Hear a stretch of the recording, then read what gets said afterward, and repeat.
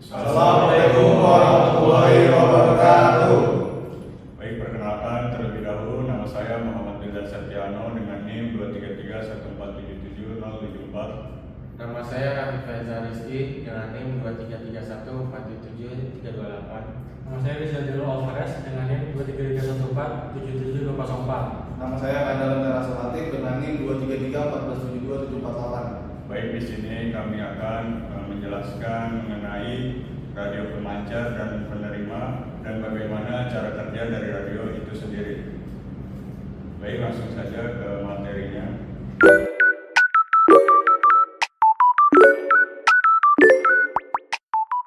Oke teman-teman, di sini diawali dengan pemancar radio. Saya akan menjelaskan cara kerja masing-masing dari komponen umumnya. Di sini sudah ada skema umum dari pemancar radio itu sendiri. Dimulai dari input. Jadi di bagian input ini adalah tempat di mana sumber informasi akan dimasukkan seperti suara minyak, gitar, seruling, piring, dan gelas dan lain-lain. Kemudian kita lanjut ke penguat AF, bisa disebut juga audio frekuensi. Bagian yang akan memuatkan sinyal informasi dari bagian input. Selanjutnya menuju ke modulator, bagian yang mengolah sinyal informasi dengan frekuensi tinggi atau sebagai sinyal pembawa yang dihasilkan oleh bagian osilator. Kemudian selanjutnya di bagian modulator ini terbagi menjadi dua, yaitu sistem AM dan FM. AM itu amplitudo modulasi, yaitu suatu sistem yang menghasilkan gelombang radio dengan amplitudonya berubah-ubah, sedangkan frekuensinya tetap. Kemudian sistem FM itu frekuensi modulasi, suatu sistem yang menghasilkan gelombang radio yang gelombangnya itu amplitudonya tetap, sedangkan frekuensinya berubah-ubah. Kemudian kita menuju bagian osilator, bagian yang berfungsi sebagai pembangkit getaran listrik frekuensi. Jadi frekuensi tinggi ini adalah frekuensi yang jumlah getarannya di atas 2000 Hz atau 20 kHz, sedangkan kecepatannya sama dengan kecepatan cahaya, yaitu 300.000 meter per detik atau 300 km per detik. Kemudian lanjut ke buffer stage. Jadi bagian buffer ini berfungsi untuk menguatkan frekuensi yang dihasilkan oleh osilator dan selanjutnya diteruskan ke bagian modulator. Jadi fungsinya dari buffer stage ini untuk menguatkan saja dari dua komponen osilator dan modulator. Kemudian ke penguat RF.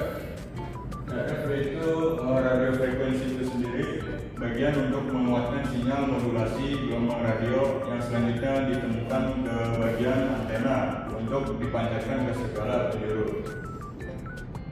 Baik, terima kasih. Mungkin itu saja untuk penjelasan pemancar radio dari saya. Selanjutnya akan menjelaskan penerima radionya.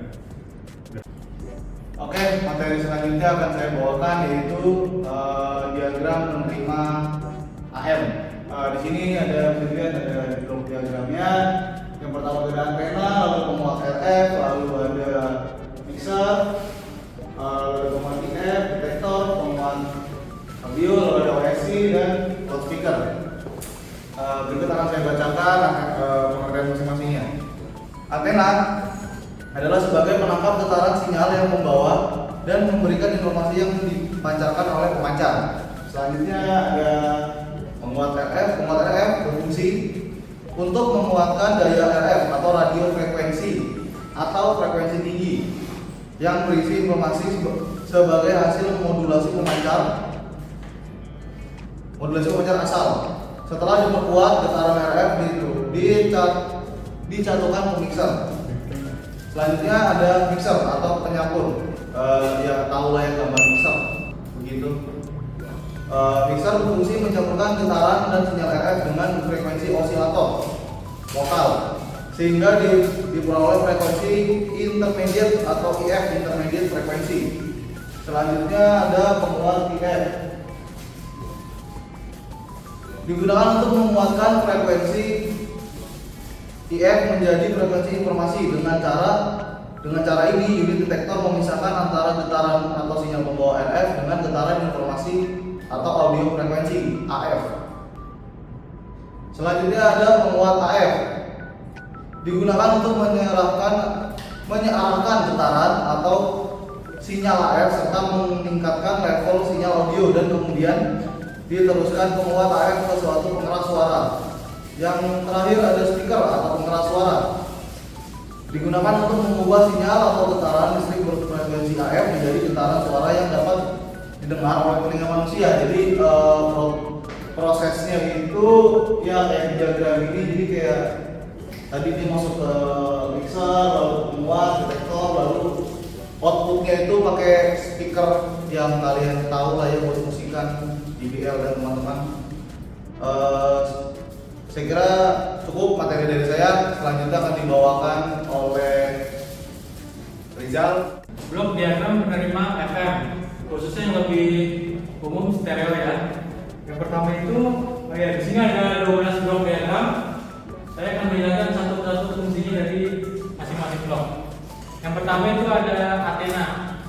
Antena yang sendiri itu berfungsi untuk menangkap sinyal-sinyal pemodulasi yang berasal dari antena pemancar. Selanjutnya itu ada penguat RF. Penguat RF itu berfungsi untuk menguatkan sinyal yang ditangkap oleh antena sebelum diteruskan ke blok mixer. Yang ketiga ada OSC, osilator lokal, berfungsi untuk membangkitkan getaran frekuensi yang lebih tinggi dari frekuensi sinyal keluaran RF, di mana hasilnya akan diteruskan ke blok mixer.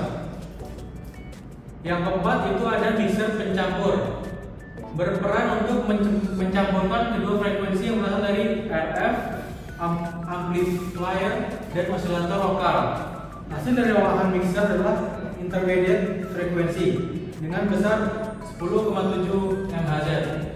Yang kelima itu ada penguat IF, digunakan untuk penguatan frekuensi intermediate IF sebelum diteruskan ke blok limiter. Yang keenam ada limiter pembatas, berfungsi untuk meredam amplitudo gelombang yang sudah termodulasi sinyal yang dikirim pemancar agar terbentuk sinyal FM murni beramplitudo rata.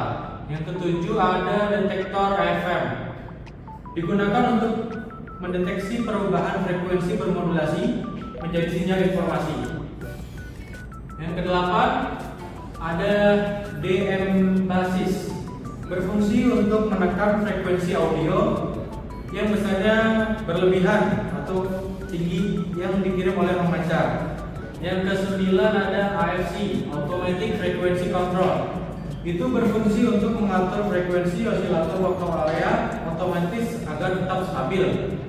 Yang ke-10 ada decoder stereo, digunakan untuk memproses sinyal stereo hingga hasilnya diteruskan pada dua buah penguat AF.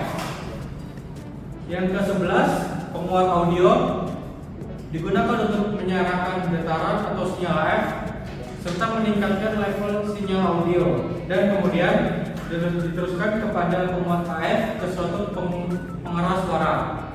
Yang terakhir yang ke-12 itu speaker pengeras suara, digunakan untuk mengubah sinyal atau getaran listrik berfrekuensi AF menjadi getaran suara yang dapat didengar oleh telinga manusia.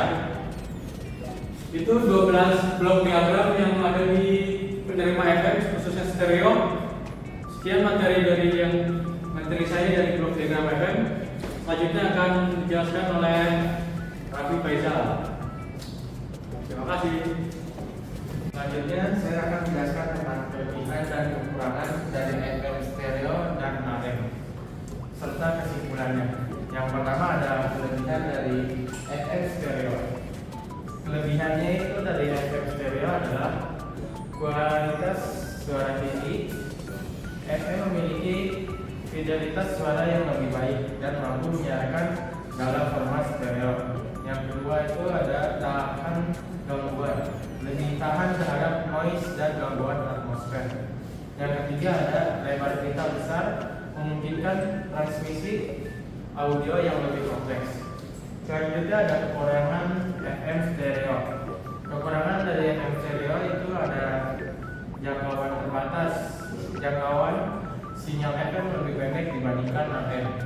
Yang kedua ada perangkat lebih rumit, membutuhkan perangkat menerima yang lebih canggih. Selanjutnya ada kelebihan dan kekurangan dari penerima AM. Kelebihannya yang pertama yaitu ada jangkauan luas. AM dapat menjangkau area yang lebih jauh, termasuk daerah terpencil. Yang kedua, biaya rendah, umumnya lebih murah untuk diproduksi dan dioperasikan. Selanjutnya ada kekurangan dari penerima AM, yaitu yang pertama kualitas suara rendah. Kualitas suara sering sekali buruk dan rentan terhadap gangguan fading. Selanjutnya ada bandwidth yang sempit, membatasi kualitas audio yang dapat disiarkan. Lalu ada kesimpulan. Kesimpulannya adalah radio FM lebih cocok untuk menyiarkan berkualitas tinggi seperti musik dan program hiburan karena suara yang jernih dan kemampuan stereo, namun jangkauan sinyalnya terbatas sehingga lebih ideal untuk wilayah perkotaan atau jarak dekat.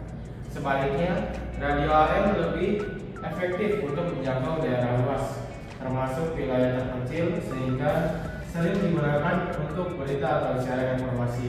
Penting meskipun kualitas suaranya rendah, radio AM tetap menjadi pilihan ekonomis dan andai di situasi tertentu pilihan antara FM dan AM bergantung pada tujuan penggunaan dan lokasi penerangan. Cukup sekian penjelasan dari saya. Terima kasih. Dari kelompok kami, terima kasih yang sudah menonton. Kurang lebihnya mohon maaf. Jika ada yang ingin ditanyakan, bisa di kolom komentar, tapi komentar tidak dibuka. Terima kasih. Assalamualaikum warahmatullahi wabarakatuh.